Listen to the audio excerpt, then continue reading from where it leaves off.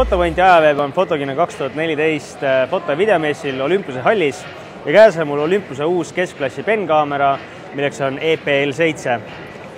Kui palju siin uuendusi on või mille poolest ta erineb oma eelmisest, seda vaatame kohe lähemalt. Olympuse uus keskklassi penkaamera ehk EPL7 võib-olla esmapilgul ei erinegi väga palju EPL6-st, küll aga siiski on kaks väga põhimõttelist erinevust.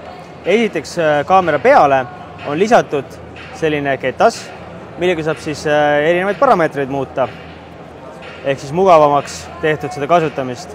Teiseks hästi oluliseks erinevuseks on see, et kui EPL6-l käis ekraan ülesse, siis EPL7-l käib ekraan hoopis vastupidi alla.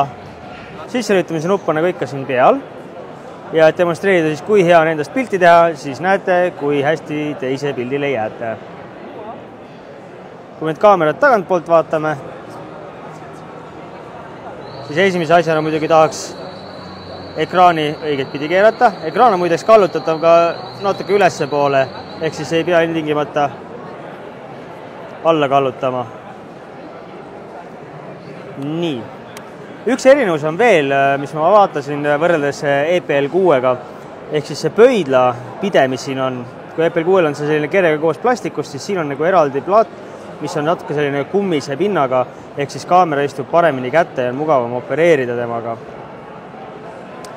Kaamera allpool on patareiluuk, mille alt leiame ka mälukaardi pesa. Nagu nägime, on Penlight ehk siis EPL7 oma eelkäijatest natuke tõsisem juba.